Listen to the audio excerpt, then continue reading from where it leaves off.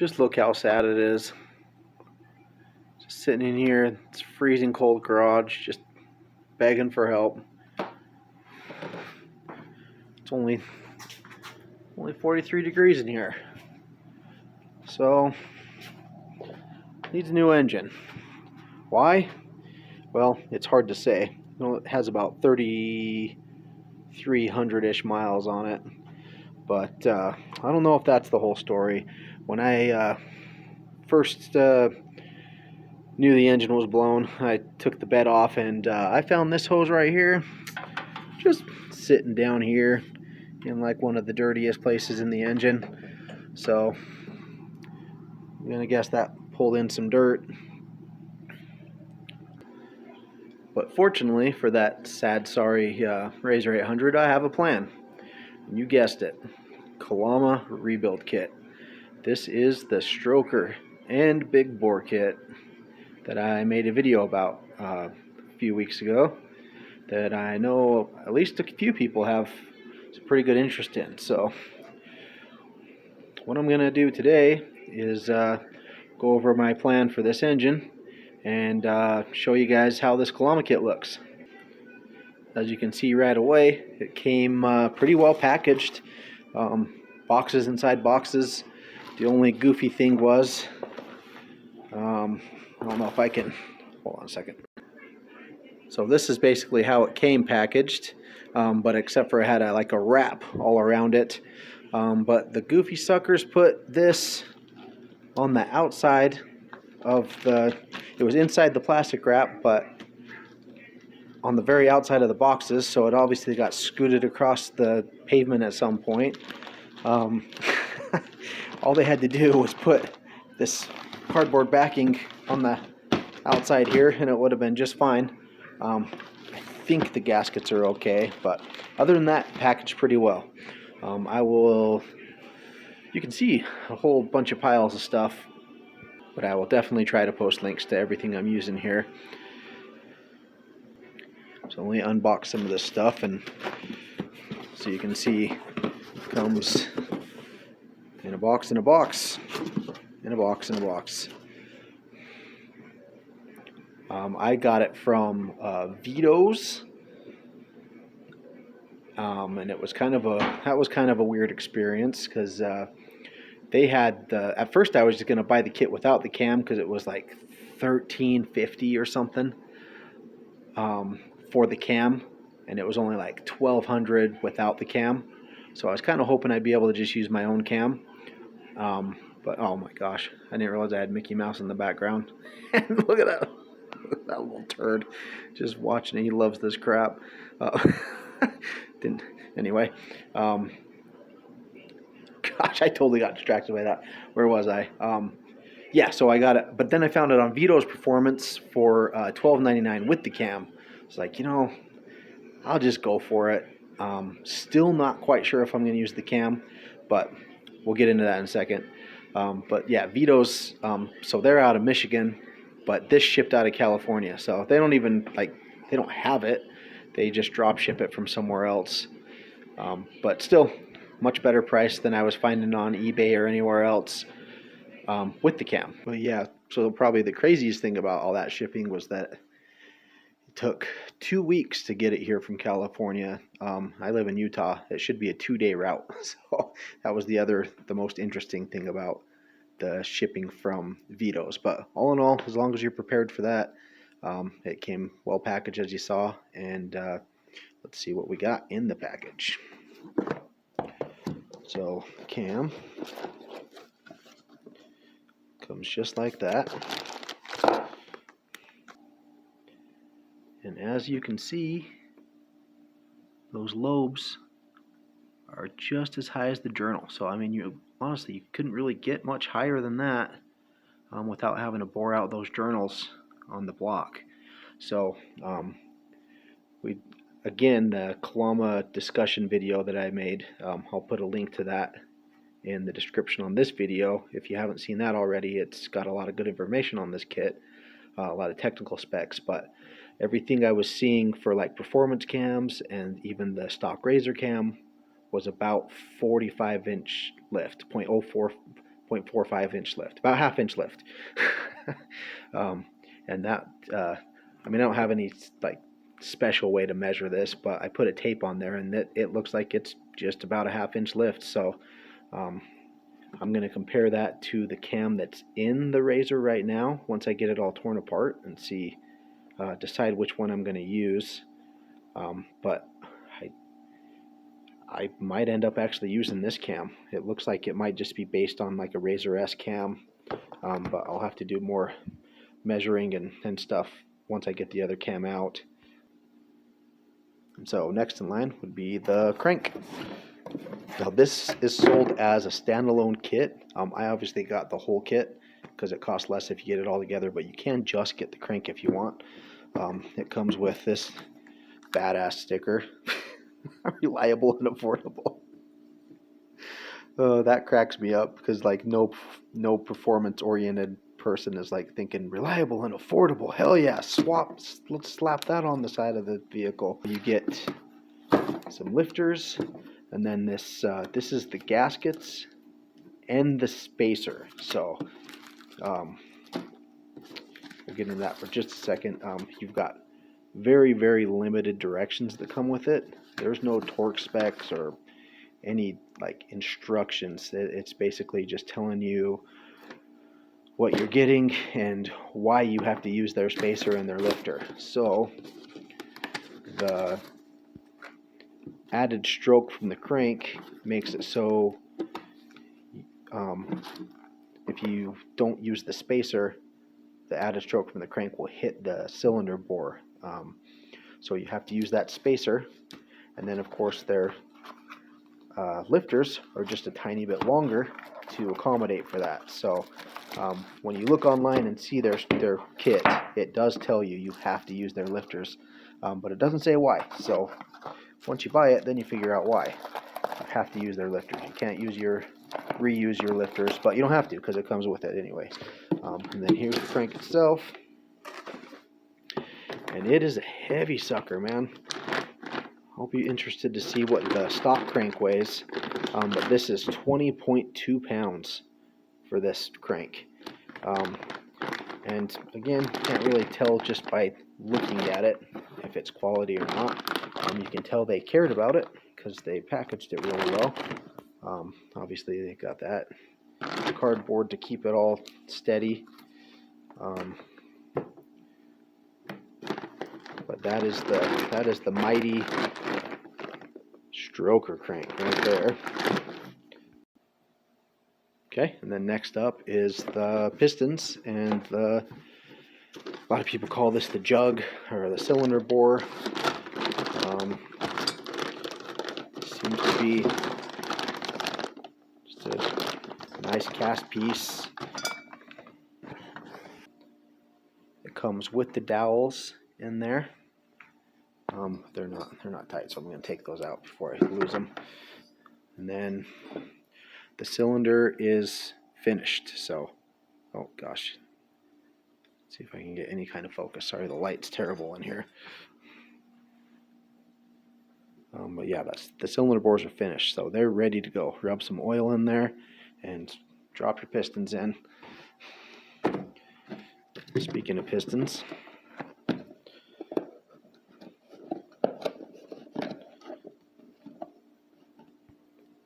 in the box you get a piston, new pin that doesn't come with the pin in there. I've been messing with this, so the pins come in piston comes in a bag, pin comes in its own little bag, and then you get a set of piston rings and new circlips. So complete everything you need there. But we're not done with that piston. We'll keep that out for a minute. And of course a full set of pistons. And let's go through the seals it comes with. So you got your main seal there, and then you've got the crush bearings for the crank there.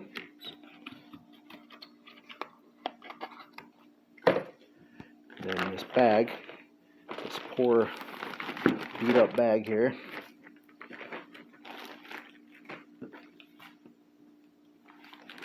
And you can see that got damaged through the bag there. And of course, what was on top was the flipping head gasket. You can kind of see the damage there, but the gasket seems to be okay. Hopefully that turns out to be okay. But the gasket seems to be okay. And then you've got, let's see, the header gasket. This big one's the crank gasket. And then this is another cylinder bore gasket. Obviously I got extra because this the sets are sold individually, so they probably just threw that in there, or obviously it's just in there. So I'll have an extra one of those, and then a bunch of O-rings. So that one's obviously for the water pump because it looks like a cock and balls. And then the other two, I'm not quite sure. I'll figure that out when I get in there. But let's see. That is the whole thing. That's the kit. There's no. So if I need any other gaskets or bearing or anything, I am going to have to order them. But again, just the goofiest thing. If they wanted to put this on the outside, that's fine, but they should have put it face down so that had a little extra cardboard to protect it. Not sure why they someone was in a hurry, I guess. But overall, it did come pretty well protected, these boxes, whereas I had them positioned before. They had like plastic bands around them, and then they had the shrink wrap around them. So I mean, it seems like they care about the kit and the customer. But like that, we're going to get back to these pistons. So this kit claims to be a 12, well, depends on where you look. Vito's calls it a 12.3 to 1 piston, and Kalama calls it a 12.1 to 1 piston. So a little controversy there already. You know, kids' toys, ankle takers right there. I was a little worried about that. I felt like that was maybe a little too much compression for reliability and riding around in the summer and stuff. So I'm going to attempt to put these Wiseco 11 to 1 pistons in, or at least that was the original plan. But now that I got them, we're going to have a little discussion about why that might not be necessary. So Wiseco is very proud of their pistons. They don't put it in a plastic bag. They put it in a flipping, like a felt fancy bag, man. Like you can put your weed in there kind of bag, man. So you get, of course, a piston. Sorry, this is hard to do with one hand. Get a piston, of course. Very well known for being high quality. And then they come with the same stuff. You got a pin and some circlips and some stickers. I love stickers. But yeah, and they even put the piston pin comes in this little section here, so they're not banging together at all. But let's compare the difference here, because I know everybody else is going to be just as interested as I am. So right away, that Wiseco is just quite a bit beefier. You can see they are basically the exact same height. And then even the little turnaround, you got the relief holes are the same size all the way around on the Kalama, but they are tiny on the side on the Wiseco. But yeah, that piston skirt is massively different, and they're heavier too. So the Kalama is just a little bit lighter than the Wiseco. I mean, not like a. Let's see, I might have a gram. I do have a gram measurer. I don't know what Nicole uses this for, but so the Kalama one is 28 or 284 grams with the pin in there. Let's see, let's grab the pin for that.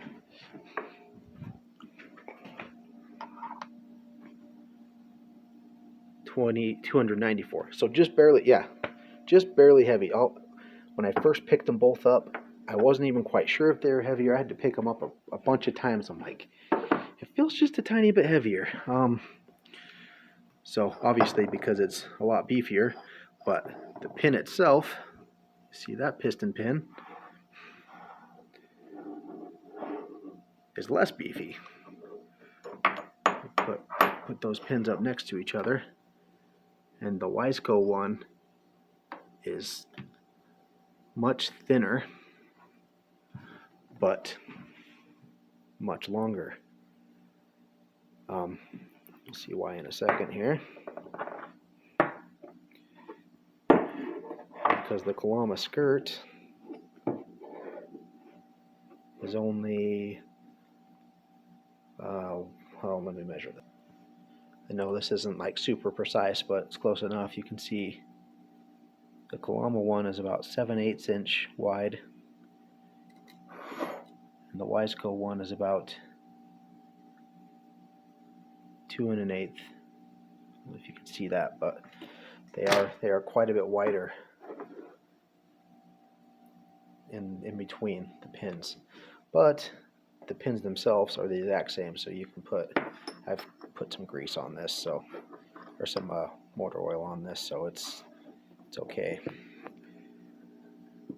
But you can see they will sit, that pin will go right through the Kalama or the Wiseco, same pin, and that allows us to see that they are the same height. The Wiseco's maybe a millimeter shorter, maybe.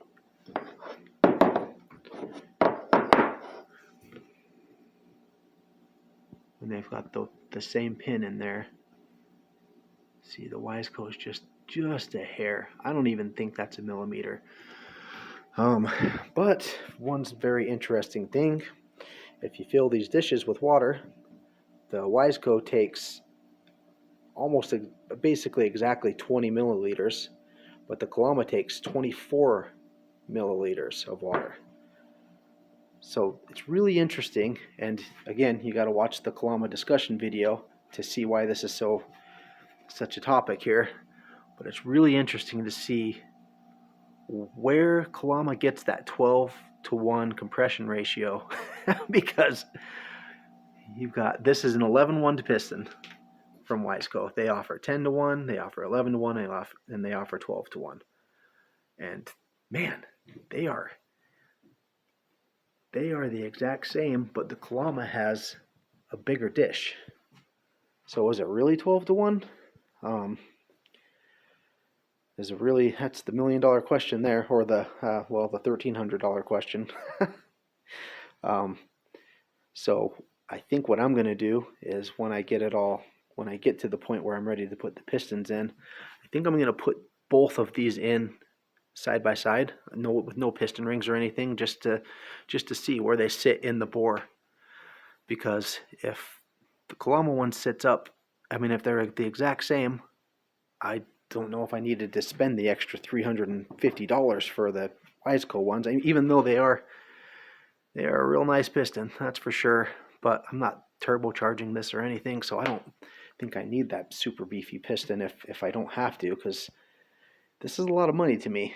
$1,300 is, we're barely paying our bills, so it's that is a ton of money for me. So if I can get $350 back or sell these or whatever, I think I would. I might. It's something to think about at least. So that is the Kalama kit. I did not stop there though, so I didn't stop spending money there. I got some other stuff because $1,300 is a ton of money to me. I wanted to protect my investment, so I got a new oil pump from Rev6. This oil pump is supposedly like an updated, better design. I don't know, maybe a little higher volume, but definitely more. Anybody who knows RZR 800s know they've always had an oiling problem, so this one should hopefully be better than the pump that's in there. Also from Rev6, I got this aluminum impeller. The stock one is plastic, so this one is not only stronger, it won't melt in there obviously, but it's supposed to flow a little better too. So I wanted to improve the cooling system a little bit because supposedly the stock engine was only a 10-to-1 compression. So if I'm going to go up to 11-to-1, I wanted to make sure I improved the cooling and oiling. And in addition to improving the cooling, I got, let's pretend for a second that there's actually a thermostat in here and not just a thermostat gasket. So I got a 180-degree thermostat, but it is not here yet because I ordered what I thought was a Polaris brand thermostat from Quad Logic, and when it got here, it was a freaking Motorrad. And I would not put a Motorrad in my worst enemy's car. That Motorrad is garbage. Oh my gosh, I was so upset. So I immediately got a return tag for that and went on and found an actual Polaris 180-degree thermostat. So we'll do that. So, and then also a pressure guard. But this is not a real pressure guard. That's a knockoff pressure guard. So this one was a tough one for me because I want to support America, obviously. I want to support the local guys. I did here. Rev6 is an American Utah company. I'm willing to pay. They have very reasonable prices, obviously, but I'm willing to pay to support our people, you know. But the pressure guard, the real made in USA pressure guard, $150. $150. You can find these Chinese, I know, but you can find these for as low as $20. This one was about $30. Supposedly it's a little better. You just have to be really careful not to over torque it because supposedly that'll pop off. But man, I would have been happy to pay like double if it was like 50, 60 bucks to get a USA made one, because supposedly, you know, you hope it's better quality and it's American. But man, $150, like at that point you're just gouging people. You're basically asking people to buy Chinese. It's like, sell it for a reasonable price, and these Chinese ones might not even exist. They wouldn't even be still in your design because they wouldn't need to. People would just buy the American one. It's insane to me that, like, come on, be reasonable, guys. And then also not pictured, I got an oil gauge because for the same reason, anybody who knows about RZR 800s know that oiling is one of their major problems. So I want to be able to keep an eye on that oil pressure, make sure this pressure guard's doing its job, make sure this oil pump's doing its job. And then I kind of wish I would have got a hard gauge for the water temperature. My RZR does have a temperature gauge, but you have to like scroll through it on the screen. So I might still do a water temperature gauge, like an actual dial gauge. But that's that. And then I had to buy some tools. Not everybody will have to buy the tools if you got them already.